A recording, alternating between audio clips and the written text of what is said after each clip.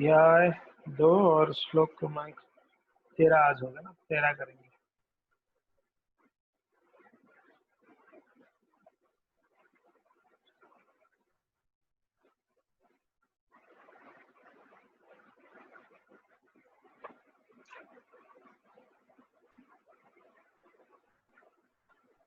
ठीक है, श्लोक को पहले पढ़ लेते हैं। देहिनो अस्मिन् यथा देहे, सभी बोलिए। देहिनो अस्मिन् यथा देहे, कौमारं यौवनं जरा, तथा देहांतर प्राप्ति, धीरस्तत्र न मुह्यति। देहिनो अस्मिन् यथा देहे, कौमारं यौवनं जरा, तथा देहांतर प्राप्ति, धीरस्तत्र न मुह्यति। देहिनो अस्मिन् यथा देहे, कौमारं यौवनं जरा, तथा देहांतर प्राप्ति, धीरस्तत्र न मुह्यति। तो देहिनो अस्मिन् यथा देहे, देहिनो यानी देहधारी आत्मा, यथा देहे जैसे देहधारी आत्मा इस देह इस शरीर को परिवर्तन हमेशा होता है उसका। जैसा कौमारम यौवनम जरा, कौमारम यानी बचपन, यौवन यानी युवक, फिर जरा यानी वृद्ध वृद्धावस्था। जैसा यह आत्मा जो शरीर को धारण किया है वो शरीर परिवर्तनशील है। भगवान कहते हैं यहाँ पर वो बच्चा से बड़ा होता है, बड़ा से फिर बूढ़ा होता है। वैसे ही तथा देहांतर प्राप्ति, वैसे ही जब वो आत्मा इस शरीर को त्यागता है तो दूसरा शरीर को प्राप्त करता है। जैसे बचपन से जवान होता है, जवान से वृद्ध होता है, फिर वृद्ध के बाद वापस एक शरीर धारण करता है। धीरस तत्र न मुह्यति, जो धीर है वो व्यक्ति मोहित नहीं होता है, इसको यहाँ पर कहा गया है। देहिनो अस्मिन् यथा देहे, कौमारम यौवनम जरा। आत्मा अपना शरीर को क्या करता है, शरीर चेंज होता है।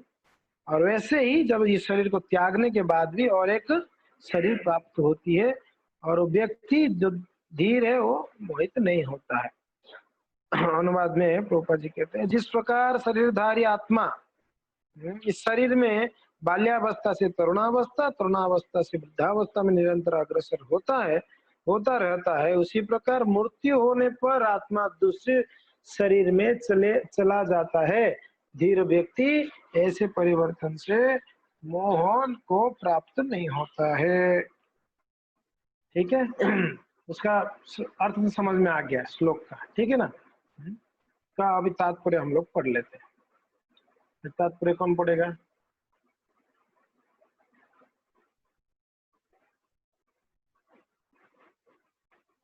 चंचल पढ़ेगी तू?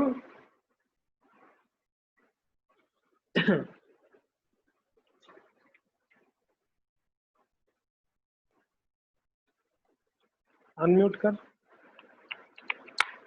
नहीं हो रहा है। हरे कृष्णा। हाँ पढ़। जीव एक विशिष्ट आत्मा है, यह प्रतिक्षण अपना शरीर बदलता रहता है, कभी बालक के रूप में, कभी युवा तथा कभी वृद्ध पुरुष के रूप में, तो भी आत्मा वही रहता है, उसमें कोई परिवर्तन नहीं होता। यह विशिष्ट आत्मा मृत्यु होने पर अंतोतः विशिष्ट नहीं है, वो व्यष्टि है। यह व्यष्टि आत्मा, हाँ व्यष्टि आत्मा मृत्यु होने पर अंतोतः एक शरीर बदल कर दूसरे शरीर में देहांतरण कर जाता है, और चूंकि अगले जन्म में इसको शरीर मिलना अवश्य भावी है, चाहे वह शरीर आध्यात्मिक हो या भौतिक। अतः अर्जुन के लिए न तो भीष्म न ही द्रोण के लिए शोक करने का कोई कारण था। अपितु उसे प्रसन्न होना चाहिए था कि वे अपने पुराने शरीरों को बदल कर नए शरीर ग्रहण करेंगे और इस तरह वे नई शक्ति प्राप्त करेंगे। ऐसे शरीर परिवर्तन से जीवन में किए कर्म के अनुसार नाना प्रकार के सुखों सुखों भोग या कष्टों का लेखों हो जाता है। चूंकि भीष्म व द्रोण साधु पुरुष थे, इसलिए अगले जन्म में उन्हें आध्यात्मिक शरीर प्राप्त होंगे, नहीं तो कम से कम उन्हें स्वर्ग के भोग करने के अनुरूप शरीर तो प्राप्त होंगे ही। अतः दोनों ही दशाओं में शोक करने का कोई कारण नहीं था। जिस मनुष्य हाँ, तो वेट, तो प्रत्येक जीव एक व्यष्टि आत्मा यानी एक इंडिविजुअल आत्मा है, अलग अलग है। व्यष्टि आत्मा, अलग अलग आत्मा है प्रत्येक जीव, और वो प्रतिक्षण अपना शरीर को परिवर्तन करता रहता है। अगर किसको इसको अनुभव करना होगा ना, तो आज से 1 साल तक आप हर दिन एक एक फोटो खींचिएगा मोबाइल में और उसको सेव करके रखिएगा डेट वाइज, ठीक है। 1 साल के बाद आप चेक करिएगा, नहीं तो हर साल एक एक निकालिएगा, हर साल, तो आपको पता चलेगा। आपके बचपन का फोटो होगा, देख लीजिएगा, आपका शरीर चेंज हुआ कि वैसे ही बचपन जैसे ही हो आप, चेंज हुआ है कि नहीं। गोपा जी कहते हैं अनुभव करना है तो आप हर साल का फोटो रखिए। तो परिवर्तनशील है ये शरीर, कभी बालक है, फिर उसके बाद युवा होता है, युवा के बाद फिर बुद्ध होता है। तो भी ये जो आत्मा है, हाँ, जो इंडिविजुअल आत्मा है, वही रहता है, उसमें कोई परिवर्तन नहीं होता। आत्मा वही है, सिर्फ शरीर परिवर्तन होता है। आत्मा ज्यों का त्यों रहता है, उसमें कोई परिवर्तन नहीं है। आत्मा सच्चिदानंद है, उसमें कोई परिवर्तन नहीं होती। उसका जो आवरण है ऊपर का, वो आवरण चेंज हो जाती है। ये आत्मा, ये व्यष्टि आत्मा मृत्यु होने पर अंततः तो एक शरीर बदलकर दूसरे शरीर में देहांतर कर जाता है, और चूंकि अगले जन्म में इसको शरीर मिलना अवश्यंभावी है। शरीर तो पक्का मिलेगी, 100%। फिर प्रभुपाद जी कहते हैं भले वो भौतिक हो या आध्यात्मिक हो, शरीर तो प्राप्त होना ही है। बिना शरीर का आत्मा का, आत्मा कुछ कर नहीं सकता है ना बिना शरीर का। सुख दुख भोगना है तो आत्मा को शरीर चाहिए, है कि नहीं। जैसे हमने कहे थे आपको, भौतिक संसार में ये हमारा चर्म मांस वाला ही शरीर, हड्डी चर्म मांस वाला शरीर प्राप्त होती है। अगर जीव पाप किया होगा, और आगे कहते हैं प्रभुपाद जी कि कहते हैं कि कर्म के अनुसार, कहाँ गया वो,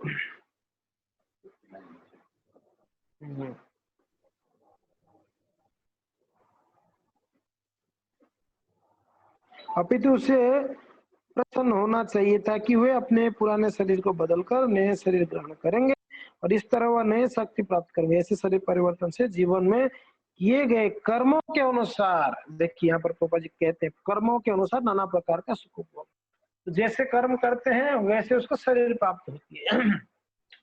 अगर व्यक्ति पाप किया है तो उसको क्या मिलना चाहिए, पाप के अनुसार कष्ट मिलनी चाहिए। तो कष्ट उसको अनुभव करना है तो उसको एक शरीर मिलती है और उसको नरक ले जाया जाता है, स्थान परिवर्तन होती है। और जरूरत नहीं है कि आपको उसी घर में आपको वापस जन्म होगा, ऐसा जरूरी नहीं है ना। मेरे माँ ये थी कि यही मेरे माँ बनेगी, ऐसा नहीं है। मेरे पिताजी ये थे तो अगले जन्म में भी यही पिताजी बनेंगे, नहीं, जरूरी नहीं है। कर्म के अनुसार आपके पिता माता सब कुछ चेंज हो जाते हैं, आपके शरीर चेंज होगा, आपका स्थान भी। ऐसा जरूरी नहीं कि आपको उदयपुर में ही शरीर प्राप्त होगा, हो सकता है आपको कहीं बाहर बॉम्बे में शरीर प्राप्त हो सकता है। ऐसा जरूरी नहीं कि सिर्फ भारत में ही आपको शरीर प्राप्त होगा, हो सकता है आपके कर्मों के अनुसार आपका अमेरिका में भी शरीर प्राप्त हो सकता है। तो चेंजेबल है, शरीर जैसे चेंज होता है, स्थान, आपके माता पिता, आपके सगे संबंधी सब कुछ चेंज हो जाते हैं कर्म के अनुसार। वैसे ही अगर बहुत ज्यादा पाप किया है, शिखर पाप किया है, तो उसको एक शरीर मिलती है। तो कौन सा शरीर है, यातना शरीर, तो नरक में उसको यातना दी जाती है। वैसे ही अगर वो, जैसे यहाँ कहते हैं प्रभुपाद जी कि भीष्म और द्रोण साधु पुरुष थे, दोनों को साधु कहते हैं श्रील प्रभुपाद जी, और थे ही साधु, सही में दोनों साधु थे। तो इन लोग को तो आध्यात्मिक शरीर प्राप्त होगी। आध्यात्मिक शरीर यानी ट्रांसेंडेंटल, भगवान की धाम में जो शरीर होती है वो आध्यात्मिक शरीर है, वो प्राप्त होगी। जो शुद्ध भक्त होते हैं वो इस संसार में रहे या परलोक में रहे, उनका शरीर आध्यात्मिक रहता है। समझ में आ रहा है? यहाँ पर इस बात को प्रभुपाद जी कहते हैं, जो शुद्ध भक्त होते हैं वो अगर इस भौतिक संसार में भी रहते हैं तो उनका शरीर आध्यात्मिक ही रहता है, मगर हम बद्ध जीव है, इसके लिए हमारा शरीर बद्ध है, आध्यात्मिक नहीं है। तो भीष्म द्रोण को आध्यात्मिक शरीर प्राप्त होंगे, नहीं तो नहीं, कम से कम उनको प्रभुपाद जी कहते हैं कम से कम ऐसा शरीर प्राप्त होगा वो स्वर्ग का सुख भोग सकते हैं। कितना लोग का स्वर्ग का सुख भोगनी है, तो आपको भीष्म पितामह जैसा धार्मिक बनना पड़ेगा, द्रोणाचार्य जैसा, आपको स्वर्ग का सुख भी प्राप्त हो सकते हैं। आसान नहीं है। लोग आजकल कोई भी मर जाता है तो क्या आता है, स्वर्गवास हो गया, स्वर्गवास हो गया, है ना। लिखता है क्या, कोई बोलता है मेरे पिताजी का नरकवास हो गया? कोई नहीं बोलता है ना, सब यही बोलते हैं मेरा पिताजी का स्वर्गवास हो गया, मेरे दादाजी का स्वर्गवास हो गया। अच्छा, एकदम पक्का है क्या स्वर्गवास ही हुआ है और कुछ नहीं है? वैकुंठ वास हो गया ऐसे बोलना चाहिए, गोलोक वास हो गया ऐसा बोलनी चाहिए। कभी तो कोई बोलना चाहिए कि मेरे पिताजी नरकवास हो गया। कितना भी बेवड़ा हो, कितना भी बदमाश हो, वो मरने के बाद ये कहता है कि स्वर्गवास हो गया, है कि नहीं? तो ऐसा नहीं है कि वो हर शरीर त्यागने के बाद हर एक व्यक्ति स्वर्ग में पहुंच जाएगा। स्वर्ग में पहुंचना भी इतना आसान नहीं है, ऊर्ध्व लोक में जाना इतना आसान नहीं है जी। नीचे लोक में जाना बहुत आसान है, नीचे के लोक में जाना बहुत बढ़िया है, बहुत आसान है आपके लिए। आप दारू पियो, नशा करो, आप मांस खाओ, व्यभिचार करो, ये सब करोगे तो आप बढ़िया से नीचे चले जाओगे। आपको मेहनत करना जरूरी है, ऊपर जाने के लिए बहुत मेहनत करना पड़ेगा, है ना। आप जब गाड़ी चलाते हो, अगर ढलान रहेगा ना, आप गाड़ी का वो जो स्टार्ट बंद कर देना, गाड़ी आराम से ढलान में चला जाता है, नहीं चला जाता है? आप खड़े हो जाइए, ढलान में चले जाते हैं। वही अगर गाड़ी को आपको ऊपर चढ़ानी होगी, रोड ऐसा है, तो आपको मेहनत करनी पड़ती कि नहीं, जोर लगानी पड़ती, एक नंबर गियर में आपको ऊपर चढ़ानी पड़ेगी, लेकिन तो ऊपर जाना है तो मेहनत मीन्स चाहिए उसमें। आपको मीन्स मेहनत करनी पड़ेगी, आसानी से नहीं जा पाएगी। नीचे जाना है तो बहुत आसान है, पाप करो नीचे चले जाओ। इस संसार में पाप करना बहुत आसान है, पाप कर्म को करना, मगर पुण्य कर्म को करना बहुत डिफिकल्ट है, बहुत डिफिकल्ट। तो वैसे शरीर प्राप्त तो होगा, तो वैसे ही अगर कोई धार्मिक है, पुण्य किया है, तो उसको देवताओं की शरीर प्राप्त होती है, और कोई व्यक्ति पूर्ण भक्ति करता है तो उसको एक आध्यात्मिक शरीर प्राप्त होता है भगवान की परम धाम में, गोलोक वृंदावन में या वैकुंठ धाम में। तो ये बात को श्रील प्रभुपाद जी कहते हैं। नेक्स्ट पढ़िए। जिस मनुष्य को वेष्टि आत्मा, परमात्मा तथा भौतिक और आध्यात्मिक प्रकृति का पूर्ण ज्ञान होता है वह धीर कहलाता है। ऐसे मनुष्य कभी भी शरीर परिवर्तन द्वारा ठगा नहीं जाता। हाँ, यहाँ पर प्रभुपाद जी धीर का अर्थ बताते हैं। धीर कौन है? धीरज तत्र न मोह्यति, जो धीर व्यक्ति है वो मोहित नहीं होता है। तो धीर है कौन? तो प्रभुपाद जी क्लियर करते हैं, जो आत्मा, परमात्मा और भौतिक और आध्यात्मिक इसको समझ जाता है वो व्यक्ति धीर व्यक्ति है। हम लोग धीर है कि अधीर है? धीर है कि अधीर है हम लोग? हम तो जान लिए हैं, आत्मा परमात्मा को जान लिए हैं और आध्यात्मिक भौतिक को जान लिए हैं, अनुभव नहीं किया अभी तक, उसको हृदयंगम नहीं किया हमने। तो जान तो लिए जरूर है कि आत्मा अलग है, परमात्मा अलग है, शरीर अलग है, ये भौतिक संसार में दुख है, आध्यात्मिक संसार में आनंद ही आनंद है। ये सब हमने पढ़ा है, सुना है क्लासेस में, मगर इसको हमने रियलाइज नहीं किया है। इसके लिए हम अधीर रहते हैं, विचलित रहते हैं। मगर हमारे जो आचार्य हुए, धीर धीर जन प्रिय प्रिय करो, धीर अधीर दोनों को। तो धीर व्यक्ति वो है जो इसको समझकर बढ़िया से हृदयंगम कर लेता है, पूर्ण ज्ञान यानी हमको पूर्ण ज्ञान नहीं है, अधूरा ज्ञान है। इडली बनानी है तो आप आधा अधूरा समझकर इडली बना सकते हो, गड़बड़ हो जाएगी ना, पूरा आप इडली बनाना आना पड़ेगा ना। उसमें कैसे आपको पीसना है, चावल कितना डालनी है, उसमें उड़द दाल कितना डालनी है, आप लोग पता है कि नहीं है इडली बनाना? उड़द दाल कितना होना चाहिए, चावल कितना होना चाहिए, उसका क्वांटिटी होना चाहिए, फिर उसको कितना समय भिगाना पड़ता है, फिर उसको ग्राइंड करना पड़ता है, फिर उसको कैसे चढ़ाना पड़ता है, उसको जो भी कुकर होता है उसका, तो प्रॉपर वो पूरा प्रोसीजर पता होनी चाहिए, पूर्ण ज्ञान होनी चाहिए, नहीं तो नहीं होगा। वैसे ही आत्मा परमात्मा आध्यात्मिक भौतिकता बारे में पता हमको, पूर्ण ज्ञान नहीं है तो व्यक्ति जो धीर है वो कभी ठगा नहीं जाता है, उसके साथ चीटिंग नहीं हो पाएगा। चीटिंग यानी किस प्रकार का ठगा जाता है? हाँ, मर जाऊंगा मैं, डर हो, मर जाऊंगा क्या? जैसे प्रभुपाद जी पहले पैराग्राफ में बोलते हैं कि शोक नहीं करना चाहिए ना, कोई नया शरीर प्राप्त करता है तो खुशी होना चाहिए ना, कोई नया ड्रेस पहना, नया कपड़ा, नया शर्ट, नया पैंट, आप दुखी हो जाएंगे। आपके घर का, परिवार का, आपके बेटा एकदम नया जीन्स पहना है, शर्ट पहना है बढ़िया से, एकदम नया नया एकदम, कितना प्रसन्न होगी ना, कितना सुंदर दिख रही हो आप, नया नया कपड़ा पहना आज, कि दुखी हो जाओगे आप, रोगे, मेरे बेटे को क्या हो गया, नया कपड़ा पहन लिया, रोगे तो नहीं ना, कितना प्रसन्न होगे ना। तो वैसे ही ये आत्मा एक नया शरीर को प्राप्त करेगा तो खुश होना चाहिए कि दुखी होनी चाहिए? अगर दुखी हो रहे तो हमको पूर्ण ज्ञान नहीं है कि नहीं है? हमको पूर्ण ज्ञान नहीं है। कोई दूसरा कोई शरीर त्याग देते तो हमको उतना कुछ फर्क नहीं पड़ता, कोई आत्मीय अगर शरीर त्याग दे, हमारे हमारे हमारे शरीर से संबंधित माँ, पिताजी, दादाजी, काऊ जी, जो भी है, भाई, हमारे अगर शरीर से संबंधित कोई व्यक्ति शरीर छोड़ दे तो हमको बहुत दुख होता है, बहुत दुख होता है, विरह का अनुभव होता है। तो जो भी है यहाँ पर प्रभुपाद जी कहते हैं वो उसको कोई ठग नहीं सकता है शरीर के बारे में। आगे बढ़ो। आत्मा के ये एकात्मवाद ये पैराग्राफ थोड़ा सा आपको डिफिकल्ट होगा, थोड़ा ध्यान से देखना पड़ेगा, सुनना पड़ेगा। हाँ पढ़ो। आत्मा के एकात्मवाद का मायावादी सिद्धांत मान्य नहीं हो सकता, क्योंकि आत्मा के इस प्रकार विखंडन से परमेश्वर विखंडनीय या परिवर्तनशील हो जाएगा, जो परमात्मा के अपरिवर्तनीय होने के सिद्धांत के विरुद्ध होगा। एक मिनट, एक लाइन हम समझेंगे, ये थोड़ा कठिन हो जाएगा, किसमें इसमें वर्डिंग्स बहुत कठिन है। तो आत्मा के एकात्मवाद का मायावादी सिद्धांत, एकात्मवाद यानी आत्मा परमात्मा एक है, इसको एकात्मवाद कहते हैं, ठीक है? आत्मा परमात्मा एक जो कहते हैं, तो प्रभुपाद जी कहते हैं ये मान्य नहीं हो सकता है। क्यों न मान्य नहीं हो सकता है?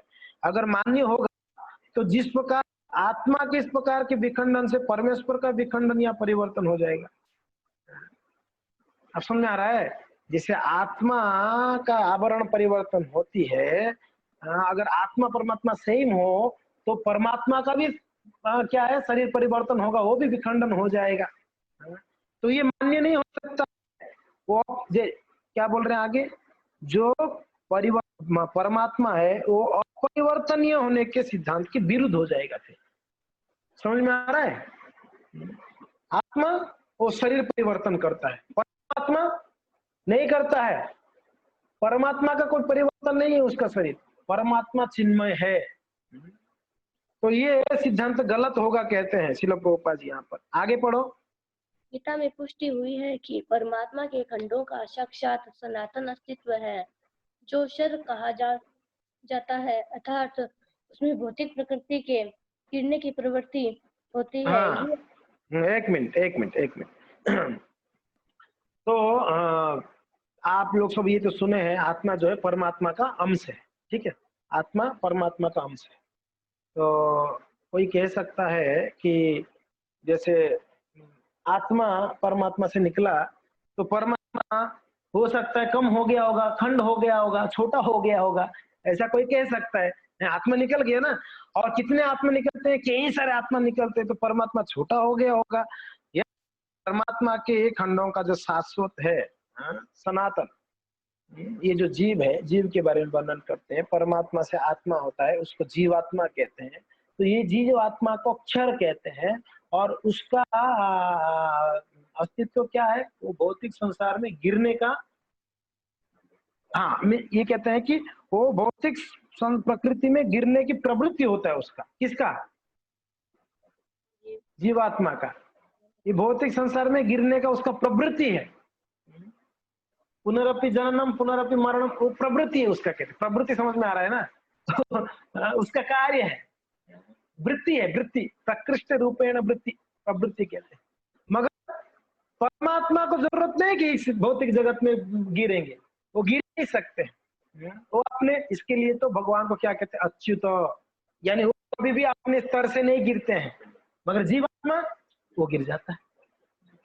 जीवात्मा शरीर परिवर्तन करता है, वो जिस शरीर में जाता है वैसे कहते हैं। कुत्ता के शरीर में गया तो उसको कुत्ता कहेंगे, हाथी के शरीर में गया तो उसको हाथी कहेंगे। मगर भगवान कछुआ के शरीर में जाने पर भी भगवान ही कहेंगे। इस बात को ये समझने का जरूरत है। यहाँ पर समझ में आ रहा है मैं क्या बोल रहा हूँ? भगवान जब मछली अवतार में जाते हैं उनको भगवान ही कहेंगे। भगवान रथ हाँकते हैं यहाँ पर तो उनको भगवान ही कह रहे हैं। भगवान हुआ ही है यहाँ पर। यहाँ पर ऐसे नहीं लिखा गया है कि ड्राइवर हो सोचो, ऐसे लिखा गया क्या? भगवान यहाँ पर ड्राइवर है, देखा गया तो ये पिक्चर में देखिए भगवान ड्राइवर बने हुए। मगर ड्राइवर के बाद भी भगवान भगवान है। मगर जीवात्मा ड्राइवर बनता है, उसको क्या बोलते हैं? शरीर के हिसाब से उनको पहचान करते हैं कि ये ड्राइवर है। मगर भगवान परमात्मा का ऐसा नहीं है।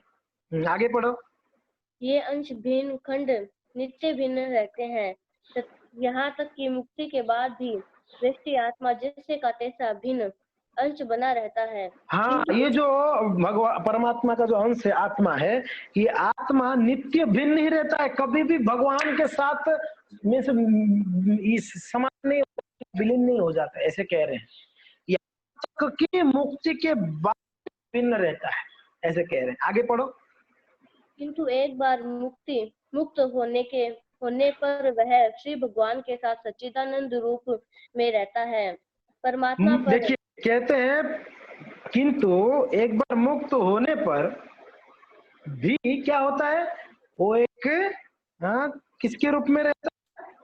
सच्चिदानंद सच्चिदानंद रूप में रहता है। तभी भी अलग रहता है भगवान से। उसका रूप क्या हो जाता है? सच्चिदानंद हो जाता है। अभी असत अचित निरानंद। फिर जब आध्यात्मिक लोक में भगवान के लोग जाता है, सच आनंद हो जाता है, सचित आनंद हो जाता है। मगर वो भगवान से अलग ही रहता है, कभी एक नहीं होता है। हाँ, आगे पढ़ो। परमात्मा पर प्रतिबिंबवाद का सिद्धांत व्यवहित किया जा सकता है, जो प्रत्येक शरीर में विद्यमान रहता है। यह व्यष्टि जीव से भिन्न होता है। जब आकाश का प्रतिबिंब जल में पड़ता है तो प्रतिबिंब में सूर्य, चंद्र तथा तारे सभी कुछ रहते हैं। तारों की तुलना जीवों से तथा सूर्य या चंद्र की परमेश्वर से की जाती है। व्यष्टि अंश आत्मा को अर्जुन के रूप में और परमात्मा को श्री भगवान के रूप में प्रदर्शित किया जाता है। जैसा कि हाँ, तो यहाँ पर देखिए रूपा जी उदाहरण देके समझाते हैं। परमात्मा को आप ऐसे समझ सकते हो, प्रतिबिंबवाद यानी रिफ्लेक्शन। रिफ्लेक्शन जैसे आप आईना के सामने होते हो तो आपका सेम हूबहू रिफ्लेक्शन सामने कांच में दिखता है। तो एग्जैक्टली ऐसे ही रूपा जी यहाँ पर उदाहरण देते सूर्य चंद्रमा का। सूर्य चंद्रमा का रिफ्लेक्शन आप पानी में देखेंगे तो सूर्य चंद्रमा का एकदम हूबहू रिफ्लेक्शन दिखता है। वैसे जितना पानी का घड़ा लोगे हर एक में सूर्य चंद्रमा का अलग अलग दिखेगा, है कि नहीं है? तो इसी बात को यहाँ पर कहते हैं कि परमात्मा जो है ये उनका रिफ्लेक्शन है, उनका रिफ्लेक्शन है यहाँ पर। और यहाँ पर कहते हैं अर्जुन आत्मा और भगवान कृष्ण जो है परमात्मा है। यहाँ पर आप समझ सकते हैं करके कहते हैं। आगे पढ़िए। जैसा कि चतुर्थ अध्याय के प्रारंभ में स्पष्ट है कि वे एक स्तर पर नहीं होते। यदि अर्जुन कृष्ण के समान स्तर पर हो और कृष्ण अर्जुन से श्रेष्ठतर न हो तो उसके उनमें उपदेश या उपदिष्ट का संबंध अर्थहीन होगा। यदि ये दोनों माया द्वारा मोहित होते हैं तो एक को उपदेशक तथा दूसरे को उपदिष्ट होने की कोई आवश्यकता नहीं है।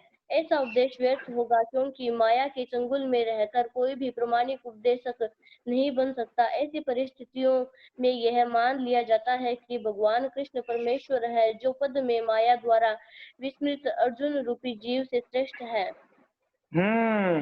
तो कहते हैं कि यदि अर्जुन और कृष्ण समान स्तर पे होते तो एक को गुरु और एक को शिष्य बनने का जरूरत नहीं पड़ता है कि नहीं है?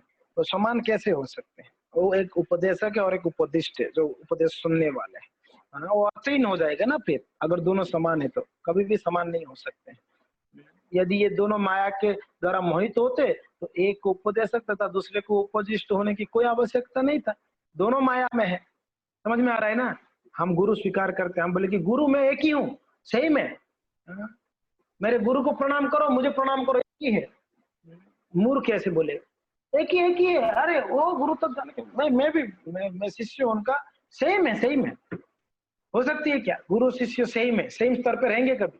गुरु का स्तर हमेशा वो अलग रहता है, ऊपर रहता है और शिष्य का स्तर हमेशा नीचे रहता है। समान कभी नहीं हो सकते। शिष्य कितना भी पंडित हो जाए तब भी गुरु के स्तर पर कभी भी गुरु के समान नहीं हो सकते। गुरु गुरु रहेंगे, शिष्य शिष्य रहेंगे। हाँ, इसको जो कहते हैं आत्मा परमात्मा समान है, ये यहाँ पर खंडित हो जाएगा। ये गीता के उपदेश के अनुसार सब खंडित हो जाएगा। गीता में भगवान ने आदेश दे रहे हैं, उपदेश दे रहे हैं, अर्जुन सीख रहे हैं, यानी 100% है कि दोनों अलग है। भगवान श्रेष्ठ है, अर्जुन नीचे है। और अर्जुन आत्मा है तो भगवान परमात्मा है। यहाँ पर इस बात को यहाँ पर वर्णन किया जा रहा है। यस, हरे कृष्ण।